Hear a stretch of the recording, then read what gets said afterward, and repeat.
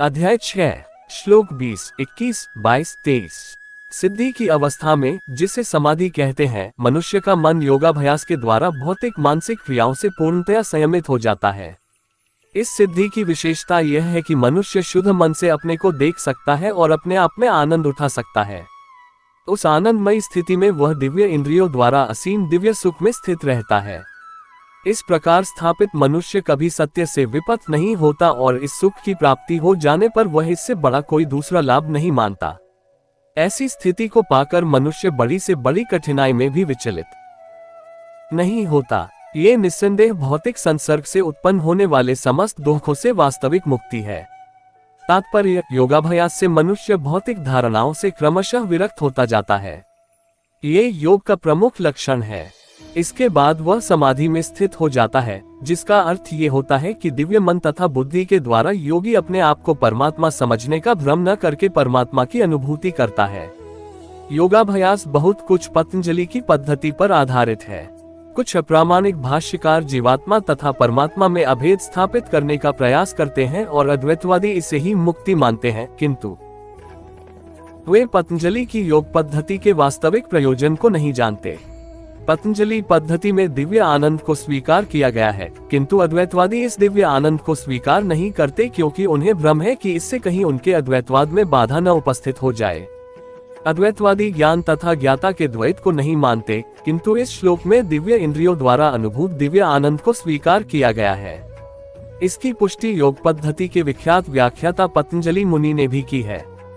योग सूत्र में 3.34 महर्षि कहते हैं, पुरुषार्थ शून्याना गुणाना प्रतिप्रस्व कैवल्यम स्वरूप प्रतिष्ठा व चितिशक्ति रीति।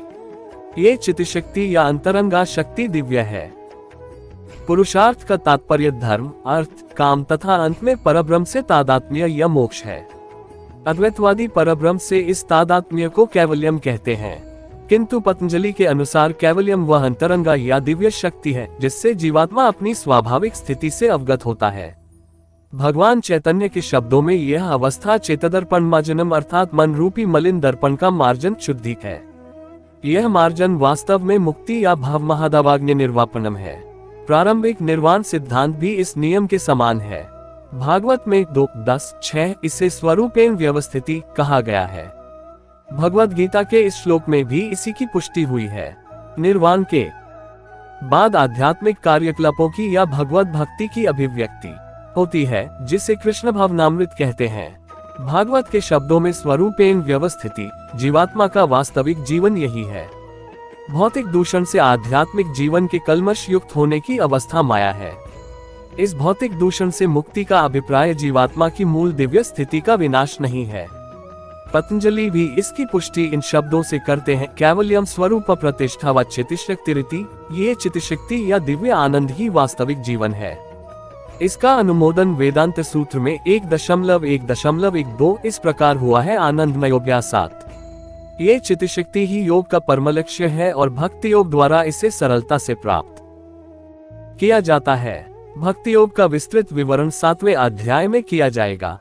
इस अध्याय में वर्णित योग पद्धति के अनुसार समाधियां 2 प्रकार की होती हैं, संप्रज्ञात तथा असंप्रज्ञात समाधियां। जब मनुष्य विभिन्न दार्शनिक शोधों के द्वारा दिव्य स्थिति को प्राप्त होता है तो ये कहा जाता है कि उसे संप्रज्ञात समाधि प्राप्त हुई है। असंप्रज्ञात समाधि में संसारी आनंद से कोई संबंध नहीं रहता, क्योंकि इसमें मनुष्य इंद्रियों से प्राप्त होने वाले सभी प्रकार के सुखों से परे हो जाता है। एक बार इस दिव्य स्थिति को प्राप्त कर लेने पर योगी कभी उससे डिटा नहीं।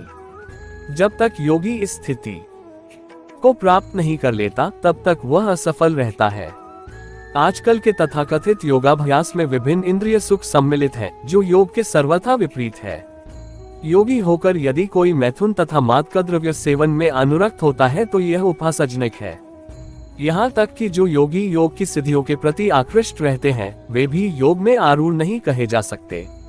यदि योगीजन योग की आनुषंगिक वस्तुओं के प्रति आकृष्ट हैं, तो उन्हें सिद्ध अवस्था को प्राप्त हुआ नहीं कहा जा सकता, जैसा कि इस श्लोक में कहा गया है। अतः जो व्यक्ति आसनों के प्रदर्शन या सिद्धियों के चक्कर में रहते हैं, उन्हें ये समझ लेना चाहिए कि इस प्रकार से योग का मुख्य उद्देश्य ही समाप्त हो जाता है। इस युग में योग की सर्वोत्तम पद्धति कृष्ण भावनामृत है, जो निराशा उत्पन्न करने वाली नहीं है। एक कृष्ण भावना भावित व्यक्ति अपने धर्म में इतना सुखी रहता है कि उसे किसी अन्य सुख की आकांक्षा नहीं रह जाती। इस दम प्रधान युग हठ योग, ध्यान योग तथा ज्ञान योग का अभ्यास करते हुए अनेक अवरोध आ सकते हैं, किंतु कर्मयोग या भक्ति योग के पालन में ऐसी समस्या सामने नहीं आती। जब तक ये शरीर रहता है तब तक शरीर की आवश्यकताओं आहार, निद्रा, भय तथा मैथुन को पूरा करना होता है। किंतु जो व्यक्ति शुद्ध भक्ति योग में अथवा कृष्ण भावनामृत में स्थित होता है, वह शरीर की आवश्यकताओं की पूर्ति करते समय इंद्रियों को उत्तेजित नहीं करता। प्रत्युत वह घाटे के सौदे का सर्वोत्तम उपयोग करके जीवन की न्यूनतम आवश्यकताओं को स्वीकार करता है और कृष्ण भावनामृत में दिव्य सुख भोगता है। वह दुर्घटनाओं, रोगों, अभावों और यहाँ तक कि अपने प्रियजनों की मृत्यु जैसी आपातकालीन घटनाओं के प्रति भी निरपेक्ष रहता है, किंतु कृष्ण भावनामृत या भक्ति योग संबंधी अपने कर्मों को पूरा करने में वह सदैव सचेष्ट रहता है। दुर्घटनाएं उसे कर्तव्य पथ से विचलित नहीं कर पाती। जैसा कि भगवद गीता में 2.14 कहा गया है, आगमापाइनो नित्यस्तान स्थितिक्षस्व भारत। वह इन प्रासंगिक घटनाओं को सहता है क्योंकि वह ये भली भांति जानता है कि ये घटनाएं ऐसे ही आती जाती रहती हैं और इनसे उसके कर्तव्य पर कोई प्रभाव नहीं पड़ता। इस प्रकार वह योगाभ्यास में परम सिद्धि प्राप्त करता है। श्लोक 24। मनुष्य को चाहिए कि संकल्प तथा श्रद्धा के साथ योगाभ्यास में लगे और पथ से विचलित न हो। उसे चाहिए कि मनोधर्म से उत्पन्न समस्त इच्छाओं को निरपवाद रूप से त्याग दे और इस प्रकार मन के द्वारा सभी ओर से इंद्रियों को वश में करे। तात्पर्य: योगाभ्यास करने वाले को दृढ़ संकल्प होना चाहिए और उसे चाहिए कि बिना विचलित हुए धैर्यपूर्वक अभ्यास करे। अंत में उसकी सफलता निश्चित है। उसे यह सोचकर बड़े ही धैर्य से इस मार्ग का अनुसरण करना चाहिए और यदि सफलता मिलने में विलंब हो रहा हो तो निरुत्साहित नहीं होना चाहिए। ऐसे दृढ़ अभ्यासी की सफलता सुनिश्चित है। भक्ति योग के संबंध में रूप गोस्वामी का कथन है, उत्साह निश्चय द्वैर्यात् तत्तत्कर्म प्रवर्तनात् संगत्यागात् सतो वृत्तेः षड्भिर्भक्तेः प्रसिद्ध्यति। मनुष्य पूर्ण हार्दिक उत्साह, धैर्य तथा संकल्प के साथ भक्ति योग का पूर्ण रूपेण पालन भक्त के साथ रहकर निर्धारित कर्मों के करने तथा सत्कार्यों में पूर्णतया लगे रहने से कर सकता है। उपदेशामृत -3।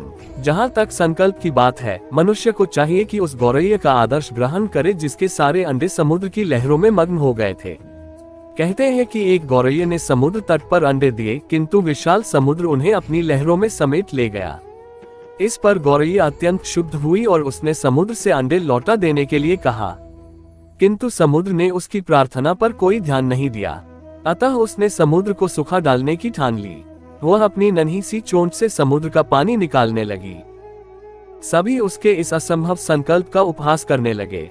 उसके इस कार्य की सर्वत्र चर्चा चलने लगी तो अंत में भगवान विष्णु के विराट वाहन पक्षीराज गरुड़ ने यह बात सुनी। उन्हें अपनी इस नन्ही पक्षी बहन पर दया आई और वे गौरैया से मिलने आए। गरुड़ उस नन्ही गौरैया के निश्चय से बहुत प्रसन्न हुए और उन्होंने उसकी सहायता करने का वचन दिया। गरुड़ ने तुरंत समुद्र से कहा कि वह उसके अंडे लौटा दे, नहीं तो उसे स्वयं आगे आना पड़ेगा। इससे समुद्र भयभीत उसने अंडे लौटा दिए। वह गौरैया गरुड़ की कृपा से सुखी हो गई हुआ। और इसी प्रकार योग, विशेषतया कृष्ण भावनामृत में भक्ति योग अत्यंत दुष्कर प्रतीत हो सकता है, किंतु जो कोई संकल्प के साथ नियमों का पालन करता है, भगवान निश्चित रूप से उसकी सहायता करते हैं, क्योंकि जो अपनी सहायता आप करते हैं, भगवान उनकी सहायता करते हैं। श्लोक 25। धीरे धीरे क्रमशः पूर्ण विश्वास पूर्वक बुद्धि के द्वारा समाधि में स्थित होना चाहिए और इस प्रकार मन को आत्मा में ही स्थित करना चाहिए तथा अन्य कुछ भी नहीं सोचना चाहिए। तात्पर्य: समुचित विश्वास तथा बुद्धि के द्वारा मनुष्य को धीरे धीरे सारे इंद्रिय कर्म करने बंद कर देने चाहिए। ये प्रत्याहार कहलाता है। मन को विश्वास, ध्यान तथा इंद्रिय निवृत्ति द्वारा वश में करते हुए समाधि में स्थिर करना चाहिए। उस समय देहात्म बुद्धि में अनुरक्त होने की कोई संभावना नहीं रह जाती। दूसरे शब्दों में, जब तक इस शरीर का अस्तित्व है तब तक मनुष्य पदार्थ में लगा रहता है, किंतु उसे इंद्रिय तृप्ति के विषय में नहीं सोचना चाहिए। उसे परमात्मा के आनंद के अतिरिक्त किसी अन्य आनंद का चिंतन नहीं करना चाहिए। कृष्ण भावनामृत का अभ्यास करने से यह अवस्था सहज ही प्राप्त की जा सकती है। श्लोक 26। मन अपनी चंचलता तथा अस्थिरता के कारण जहाँ कहीं भी विचरण करता हो, मनुष्य को चाहिए कि उसे वहां से खींचे और अपने वश में लाए। तात्पर्य, मन स्वभाव से चंचल और अस्थिर है, किंतु स्वरूप से योगी को मन को वश में लाना होता है, उस पर मन का अधिकार नहीं होना चाहिए। जो मन को तथा इंद्रियों को भी वश में रखता है वह गोस्वामी या स्वामी कहलाता है, और जो मन के वशीभूत होता है वह गोदास अर्थात इंद्रियों का सेवक कहलाता है। गोस्वामी इंद्रिय सुख के मानक से भिज्ञ होता है। दिव्य इंद्रिय सुख वह है जिसमें इंद्रियां ऋषिकेश अर्थात इंद्रियों के स्वामी भगवान कृष्ण की सेवा में लगी रहती हैं। शुद्ध इंद्रियों के द्वारा कृष्ण की सेवा ही कृष्ण चेतना या कृष्ण भावनामृत कहलाती है। इंद्रियों को पूर्ण वश में लाने की यही विधि है। इससे भी बढ़कर बात यह है कि यह योगाभ्यास की परम सिद्धि भी है। श्लोक 27। जिस योगी का मन मुझ में स्थिर रहता है वह निश्चय ही दिव्य सुख की सर्वोच्च सिद्धि प्राप्त करता है। वह रजोगुण से परे हो जाता है, वह परमात्मा के साथ अपनी गुणात्मक एकता को समझता है और इस प्रकार अपने समस्त विगत कर्मों के फल से निवृत्त हो जाता है। तात्पर्य, ब्रह्मभूत वह अवस्था है जिसमें भौतिक कल्मश से मुक्त होकर भगवान की दिव्य सेवा में स्थित हुआ जाता है। मद्भक्तिन लभते पराम।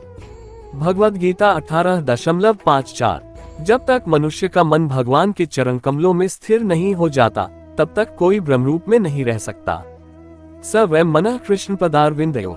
भगवान की दिव्य प्रेमा भक्ति में निरंतर प्रवृत्त रहना या कृष्ण भावनामृत में रहना वस्तुतः रजोगुण तथा भौतिक कल्मश से मुक्त होना है। श्लोक 28। इस प्रकार योगाभ्यास में निरंतर लगा रहकर आत्मसंयमी योगी समस्त भौतिक कल्मश से मुक्त हो जाता है और भगवान की दिव्य प्रेमा भक्ति में परम सुख प्राप्त करता है।